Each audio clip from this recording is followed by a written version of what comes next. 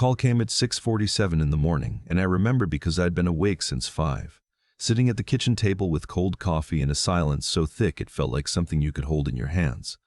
It was my daughter-in-law. "Dad," she said, and her voice had that practiced softness I'd learned to distrust. "I just wanted you to know we're all thinking about you today." Today was the 1-year anniversary of my wife's death. My wife, June, 41 years married, the kind of woman who remembered every birthday in the neighborhood and still made pie crusts from scratch. She had died in this house, in the bedroom down the hall, and the official cause was listed as cardiac arrest secondary to a long-standing heart condition. I thanked my daughter-in-law for calling. I hung up and sat there a while longer. Then my phone buzzed with a text message. The name on the screen was my son's. My son, whose funeral I had attended 11 weeks earlier. I sat very still. I told myself it was a mistake, a delayed message, something sent before he died that had gotten stuck somewhere in the network and finally pushed through. That happens, doesn't it? I'd read about it once. Messages sitting in some server, waiting, but the timestamp was from 2 minutes ago. And the message said, "Dad, I know you think I'm gone. I need you to trust me right now. Don't tell Reeve anything. She knows what she did to Mom, and she planned mine too." Reeve, my daughter-in-law, my son's wife of 9 years, mother of my 2 grandchildren, the woman who had just called me with that practiced softness and said they were all thinking about me. My son's name was Garrett. He was 52 years old, a high school history teacher who coached JV baseball on the side and drove a 10-year-old pickup truck because he said new cars were a racket. He had been healthy. He went to the doctor every year. He took his blood pressure medication faithfully, and then one morning he had not woken up. Reeve was the one who found him. Reeve was the one who called 911. Reeve was the one who told 911. Reeve was the one who stood at the front of the church and spoke about what a devoted husband and father he had been, her voice breaking in exactly the right places. I had cried at that funeral. I had held my grandchildren's hands, Tobias, who was 8, and Nell, who was 6, and I had thought that this was the worst thing that had ever happened to me. Worse even than losing June. Because losing a child is something the human body was not designed to survive intact. Now I was sitting at my kitchen table staring at a text from his phone, and my hands were shaking so badly I could barely hold mine. I typed back, "Garrett?" The reply came in under a minute. "Dad, listen carefully. I set this up before I went into the hospital the last time. Scheduled messages. I didn't know if I was going to make it out, and I needed to tell you things in case I didn't. There are 3 more messages after this one. Don't react. Don't let her see you know anything. Can you do that for me?" I read it 4 times. I want to tell you I was calm. I want to tell you I thought clearly and logically and proceeded with purpose. But the truth is I sat in that kitchen for almost 20 minutes before I could make myself move. I kept thinking about Garrett at 8 years old, the way he used to stand on the back porch calling for our old beagle Rascal, his voice carrying out across the yard. I kept thinking about how I had held his hand in the funeral home, and it had felt like holding something that was not my son anymore, some arrangement of a person I had known, and I had let go because I couldn't bear it. He had planned this. Before he died, he had planned this. Before he died, he had planned this. My wife had been sick for 3 years before she died. It started as shortness of breath, fatigue, irregular heartbeats. The cardiologist called it cardiomyopathy, a weakening of the heart muscle, and said that with medication and rest she could manage it for years. She had been managing it, and then she started having what the doctors called episodes, confusion, weakness, nausea, and the cardiologist adjusted her medications twice, and one Tuesday morning in October she did not wake up. I had not questioned it. The diagnosis was there. The disease was there. She was 70 years old and she had a documented heart condition, and people die. But I remembered something now, sitting at that table. I remembered a night, maybe 6 weeks before June died, when I had gone into the bathroom to get aspirin, and I'd moved things around in the cabinet and noticed that the number of her prescription bottles didn't match what I expected. I hadn't thought much of it. I'd assumed I was miscounting. I'd taken my aspirin and gone back to bed. The second message from Garrett's phone arrived 3 days later, just like he said it would. Dad, I need you to think back to Mom's last few months. Did you ever notice her medications looking different? Pills that seemed like the wrong color or size. I didn't say anything when she was alive because I wasn't sure. I didn't want to upset you or accuse anyone without proof. But I found something in Reeves' things about 8 months before Mom died. A handwritten note with medication names and dosages. Drugs I didn't recognize. I searched them online. One of them was a diuretic that interacts badly with Mom's heart meds. Dad, if someone was giving her the wrong pills or additional pills without her knowing, it could have accelerated everything. I should have said something. I'm sorry I didn't say something. I read it standing in the driveway, and I had to lean against my car because my legs stopped working the way legs is supposed to work. Garrett had known. He had suspected. He had carried this for months, maybe longer, and he hadn't told me because he was trying to protect me. And then he had died, and this was how he was telling me. Through messages he'd set up from a hospital bed, insurance against his own death. I thought about Reeve. I'd always found her a little difficult to read. Polite, attentive, the kind of person who sent thank you notes and remembered to ask follow-up questions about things you'd mentioned in passing. Garrett had loved her. The kids adored her. I had told myself that my occasional unease was just the private strangeness of watching your child choose someone and having to accept that you will never know them the way your child does. But I thought about the way she had organized everything after June died, how she had stepped in, meals, arrangements, phone calls, managing the medications that remained, the disposal of the ones no longer needed. I had thought it was kindness. I had been grateful. I thought about the life insurance. Garrett had a policy. We had talked about it years ago, he and I, after the kids were born. $500,000, standard for a man his age with a family. Reeve was the beneficiary, which was right and normal. But I also knew, because Garrett had told me, that June had added him to her own policy years ago, the one she and I had taken out together in our 40s.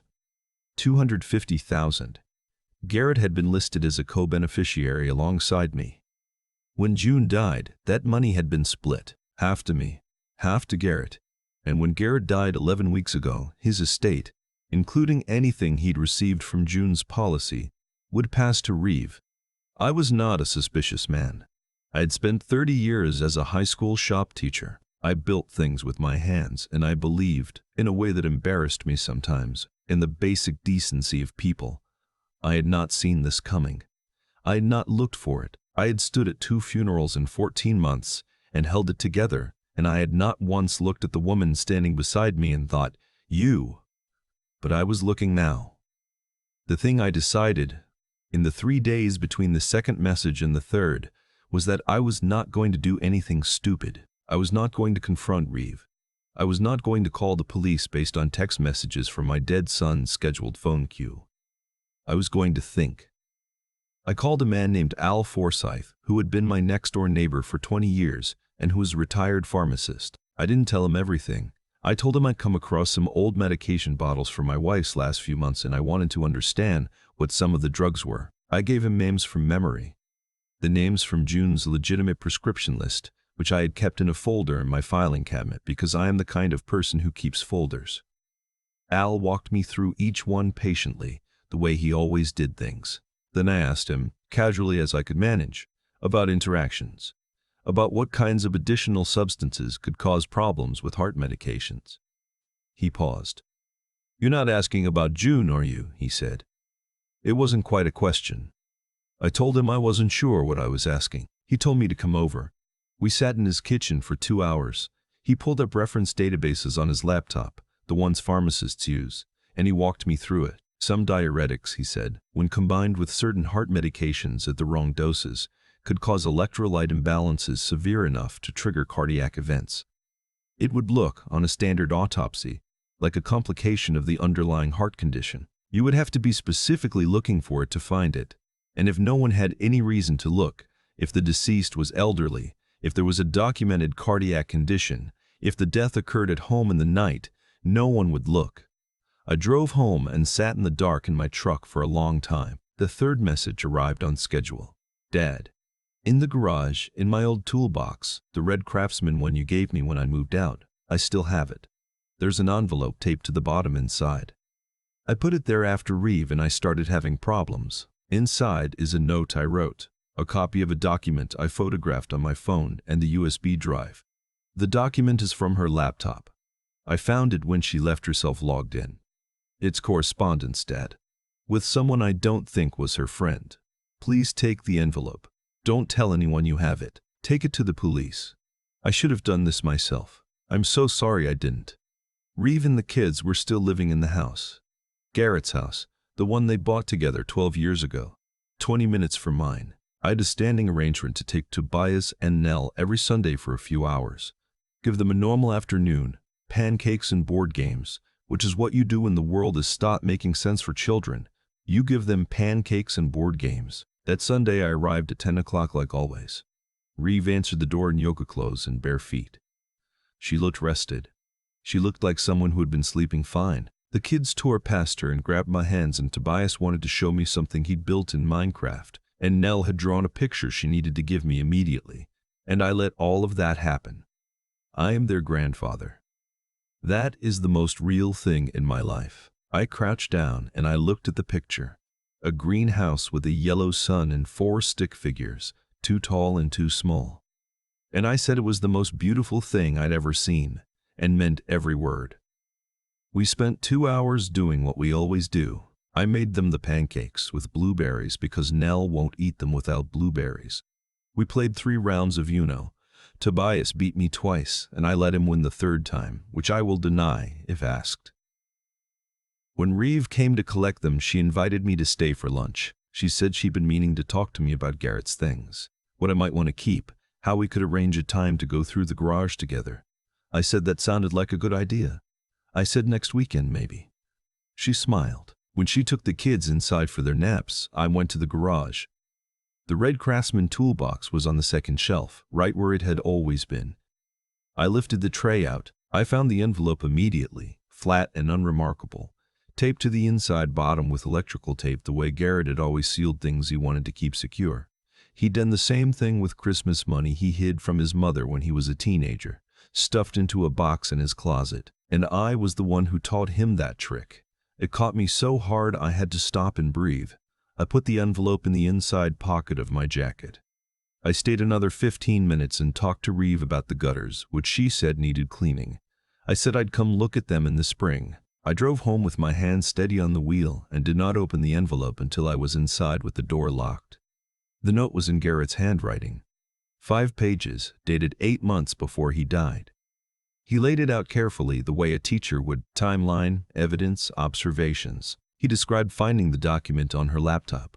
He described recognizing the name of the man she was corresponding with, someone she had told Garrett was an old coworker, a friend. The correspondence told a different story. It described financial plans. It referenced June by name. It referenced Garrett's life insurance policy by dollar amount. The photographed document was all of that in writing. The USB drive had more. I did not sleep that night. I lay in the dark and I talked to June, the way I have talked to her every night since she died, quietly into the ceiling, feeling foolish and doing it anyway. I told her what I had found. I told her I was sorry it had taken this long. I told her I was going to fix it. The next morning, I called a lawyer. Not a neighbor, not a friend, a real attorney. Someone whose name I found through the State Bar Association's referral service. Someone who specialized in estate litigation and had, I later learned, dealt with cases involving suspicious deaths before. I told her everything. She listened without interrupting. Then she told me to bring her the envelope. What followed was not quick. I want to be honest about that, because I think people expect that once you have evidence, everything moves fast, like on television. It does not work that way. There were meetings with the attorney. There were conversations with a private investigator she knew and trusted. There were weeks when I sat in this house and had Sunday pancakes with my grandchildren and looked across the table at their mother and said nothing, because saying something too soon would have destroyed the case before it could be built. I found out, through the investigator, that the man from the correspondence had a history. He had been involved in a probate dispute in another state 6 years earlier, a case that had been closed without charges, but that had raised questions. He and Reeve had known each other longer than she'd ever admitted to Garrett. The investigator found financial transfers. Small at first, the kind of amounts that don't trigger alerts, moved from a joint account Reeve shared with Garrett to a private account in her name only, started 3 months before June died. Continued after. The attorney took everything to the county district attorney's office in February. I was not in the room for that meeting. I sat in the waiting area of a building I'd never been in before, and watched a woman teach her toddler to count elevator buttons, and thought about Garrett coaching baseball, about the way he called pitches from the bench with this absolute certainty that used to make me proud in the way I could never quite put into words. 2 weeks after that meeting, Reeve was arrested. I was at home when it happened. I did not know the exact timing. The attorney had told me they were moving soon, but not when, because these things have a way of leaking, and she didn't want anything disrupted. I found out from a former neighbor of Garrett's who texted me a photo of the police cars outside the house on a Wednesday morning in March. The children were at school. I am grateful for that. Whatever else happens, they were at school. The charges were serious. I will not go into every detail because the case is still working its way through the courts, and my attorney has advised me to be careful about what I say publicly. But I will tell you that among the things investigators found in Reeve's possession were documents consistent with what Garrett had described. The medical examiner's office agreed to a second look at June's case given the new information, and a man from the correspondence was picked up in another state 2 days later.